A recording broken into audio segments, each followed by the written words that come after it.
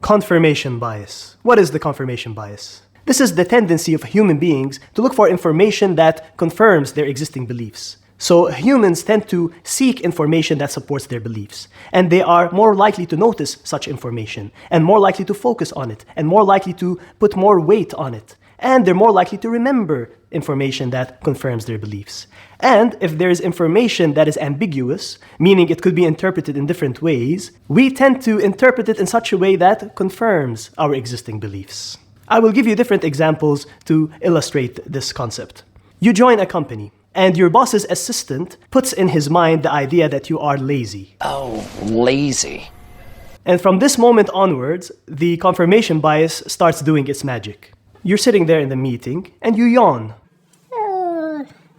Your boss looks at you and thinks, look at him, yawning, sleepy, low energy guy. Low energy person.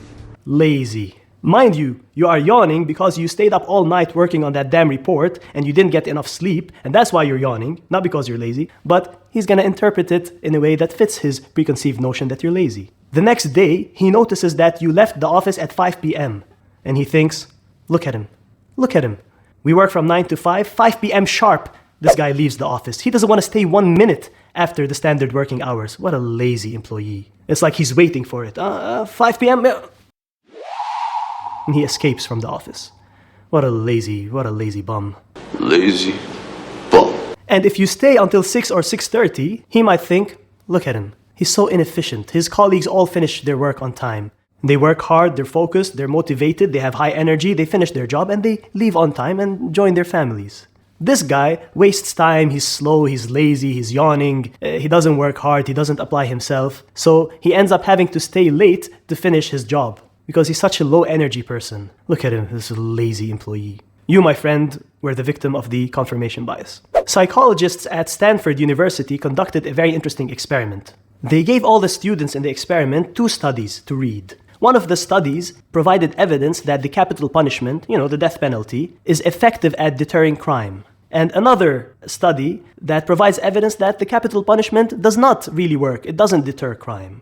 Interestingly, the students who were originally in favor of the capital punishment said that after reading these 2 studies, they are now more convinced that they were right. And the students who were originally opposed to the capital punishment said that after reading these studies, they are now more convinced that they were right. It's the same studies, they're both exposed to the same set of evidence, and they have opposing views, and all of them felt that they are now more justified with their initial belief. It doesn't make sense, but that is the confirmation bias. So if you were in favor of the capital punishment, you read the first study. It is very effective in deterring crime. Yeah, see, that's what I'm telling you. You should be tough on crime. You should have a death penalty. Yeah, it makes sense. And then you read the other study that says that it's not really effective at deterring crime. No, this study, I don't feel like it's credible. I don't find it convincing. And you downplay the importance of that study and you question it. And you end up becoming more firm in your belief. And the other students who have the opposing view do the same thing you just did, but in the opposite direction.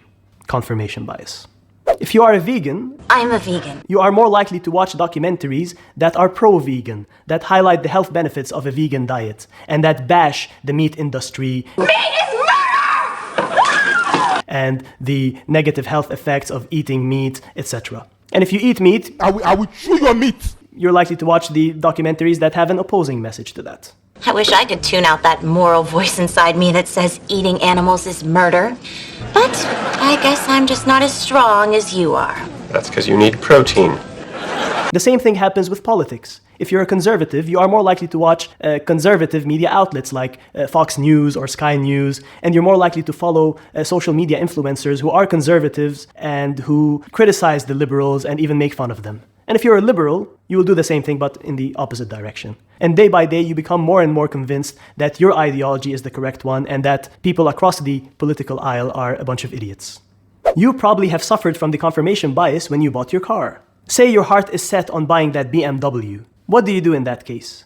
You start looking for information that supports this decision. You talk to your friend who owns a BMW and is always raving about what a great car it is. Tell me about that BMW. What is it? It's a great car, isn't it? I was driving in my BMW 7 Series. Very nice. And you go online on pages such as, BMW lovers or ilovebmw.com or something like that, and you read all the positive messages about BMWs, and then you start watching BMW ads that show that BMW is the ultimate driving machine. BMW, the ultimate driving machine. And you just feel really good about it, and you want to buy the BMW. Now, if your friend comes up to you and says, bro, you want to buy a BMW? Be careful. BMWs are some of the most unreliable cars. They're always breaking down. You have to keep sending them to the workshop, and you have to spend a lot of money to fix all these problems. Man, if I were you, I would consider another car. What would you do in this case? You will say, la la la la la la. You don't want to listen to him. I'm not listening to you. You tune him out, dude, go away. Why are you spoiling my fun? And you would never go talk to a mechanic and ask him if BMWs are really unreliable, because you're afraid of the answer. Maybe he will tell you something that you don't like, and that goes against your idea of wanting to own a BMW. So you tune out any negative voice and you purchase the BMW, and then you regret it. This video is not sponsored by BMW. Say you're one of those guys who believe that women are terrible drivers. So basically, every guy in the world. And you're driving down the road and suddenly someone cuts in front of you and almost crashes into you. So you speed up and you look into their car. See? Woman, I told you these women can't drive. You open the window. Hey! And you say something sexist that pertains to making sandwiches. You don't belong behind the wheel. You belong in the kitchen. And then the next day you're driving behind someone who's driving painfully slowly. Pimp. Hey! Yalla, move. Who is this? And then you look into their car. See? Woman. I told you, these women can't drive. Now, on many other occasions where you encounter a bad driver and look into their car and you realize that it's a man, what do you do with that piece of evidence? You sweep it under the rug. You ignore it.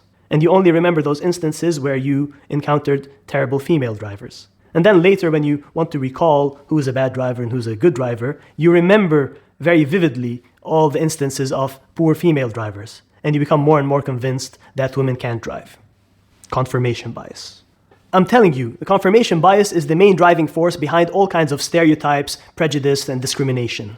You're probably thinking right now, damn, this confirmation bias is very pervasive and it rears its ugly head in every social interaction and every belief that I hold. So how can I counter the effect of the confirmation bias? Well, by being aware of the confirmation bias, you have already won half the battle. Now you know that you have this tendency. The next step is to actively seek information that goes against your initial belief. Talk to people who have an opposing view. Debate them. Let them challenge your ideas. You challenge theirs and see where it takes you. Expose yourself to different voices, different media outlets, different intellectuals, different speakers, different reviewers of a product. And try to keep an open mind to different viewpoints and try to objectively assess what you hear. I must admit that this is easier said than done.